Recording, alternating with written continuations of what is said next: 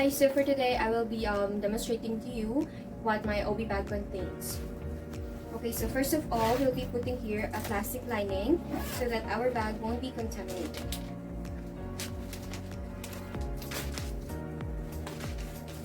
There.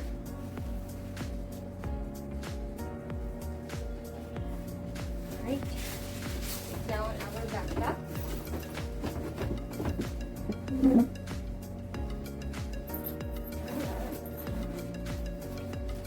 So we'll get first the soap and the towel, right? So let us first do a proper hand washing. Let's close our bag, but do not lock it so that there won't be air going inside our bag, because you know air also has germs. Alright, so after that one, I'll be showing to you what my OB bag contains. So here is my apron, which folded from outside.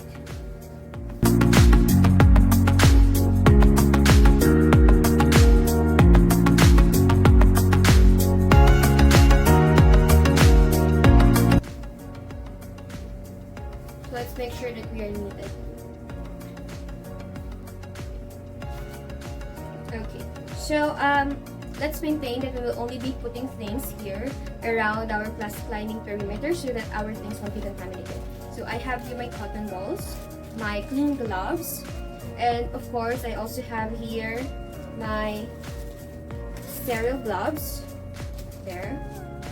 Clean gloves, sterile gloves. And I put in my pouch my micropore tapes, my thermometer, and I also have here aromatic spirit of ammonia, and a pen light and stethoscope. So let's make sure that our things are complete and that it is working properly. So let's try this one. Right, it's working. And at the same time, you can also use this as an autostop. And then I also have my tape measure here and my tube holder and my thermometer. Let's see if it is working. Yes, it's working. Because you know my OB bag is not that big, so I really have to organize my things. Okay, so I have here my alcohol. I also bought a container like this one so that I will be putting here the things that I will be needing, because you know we cannot put the things out from our OB bag that we won't be needing to avoid contamination, right? We have here our alcohol lamp. The alcohol lamp.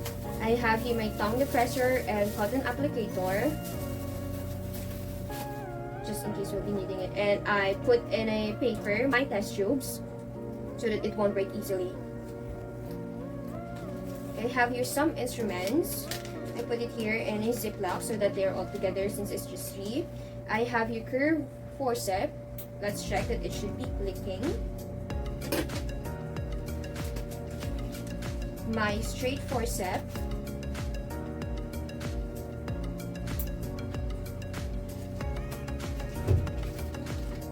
And also my bandage scissors.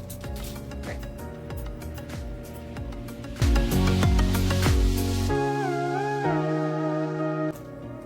And aside from that, I have here my dry and cotton balls container, my betadine solution, which is 10% solution. I have here my hydrogen peroxide. These are the basic things that we needed for cleaning a wound. I have here a medicine tray, a kidney basin, and syringes. I have here tuberculin syringe. I have 5 ml, 3 ml, 2 ml, and 1 ml. And I also have gauze pads. And my band-aid. Aside from that, I have here a cord lamp, umbilical cord lamp, and a solution, Benedict solution, and a medicine cup. Right? So upon putting back our things, we should make sure that it is organized. Okay, so that it's easy for us to look for the things that we will be needing.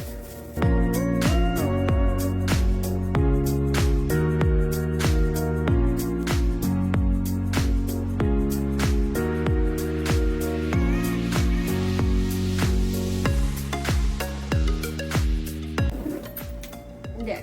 As you can see, the sphygmomanometer and the stethoscope is not here in the OB bag because it should be here in our backpack, right? And here is my sphygmomanometer, my stethoscope, and also my clipboard. At the same time, I also bought some wet wipes just for this. So now I have made sure that my things are complete and that my tools are working. Let's proceed now to our home visit.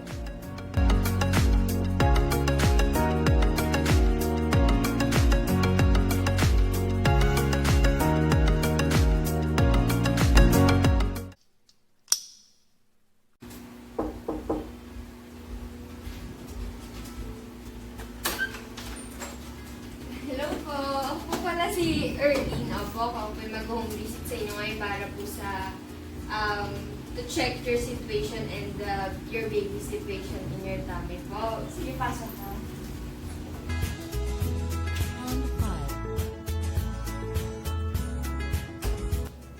Okay ma'am, ready na po yung mga gagamitin ko para sa inyo. At naghugas na rin po ako ng kamay before ako umakyat dito. Ma'am, confirm ko lang po ulit ano pong full name nyo. Cecil Alberto. Okay. Date of birth po. February 14, 1984. Age po ma'am. 38. 38. Pang ilan nyo na pong pagbubuntis ito? Pangatlo. Pangatlo. Okay po. Ma'am, umihi po muna kayo bago po tayo mag-start. Okay po, tapos na. Okay po ma'am, mag-start na po ako ng Leopold's maneuver sa inyo. Gagawin po natin ito para po malaman ang position or presentation ng bata kung saan po siya nakaharap at kung ang ulo po na ay leading sa birth canal. O, position ko na po yung paa niya ma'am. Ayan po. Taas ko lang po yung damit niyo.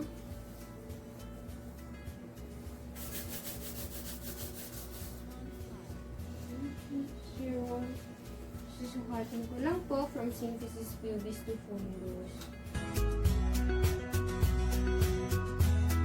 So, the first maneuver is what we call the fundal grip. We'll be making a triangle on the fundus of the abdomen to locate if it is breech or cephalic. If it's breech, then it is the head of the baby, which is round and hard. If it's cephalic, then it's the feet of the baby, which is small and soft. The second maneuver is what we call the umbilical grip. We'll be putting both of our hands on both sides of the mother to look for the fetal back. So we are looking for the fetal back so that we can hear the fetal heart tone clearly. So here in my case, the fetal back is on the right side of the abdomen of the mother.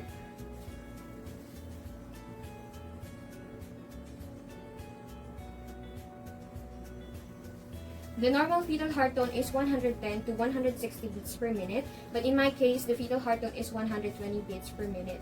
So the third maneuver is what we call the pollix grip. We'll be using our thumb and our two fingers, putting it above the symphysis pubis, so that we can determine if the baby is engaged or not. If it's engaged, then we won't be able to move the baby anymore. But if it's not engaged, we can still move the head side to side and up and down. Right? And the last maneuver is what we call the pelvic grip. We will now be facing towards the feet of the mother. We'll be making a triangle here, palpating towards the symphysis pubis of the mother or going down to the birth canal. So we are doing the pelvic grip for us to determine if there is any obstruction for the delivery. Okay? We'll be able to feel here if the head of the baby is looking up or if he or she is looking down. So if there's any improper positions, then there's a possibility that there can be a danger upon giving birth. And at the same time, we are doing the Leopold's maneuver so that we'll be able to know what kind of delivery we can offer to the mother. So after that, can now close the mother. Ma'am, pwede na po kayong mag-relax. Meron po ba kayong ibang nararamdaman, ma'am? Wala naman. Wala naman. And document the result of Leopold's maneuver.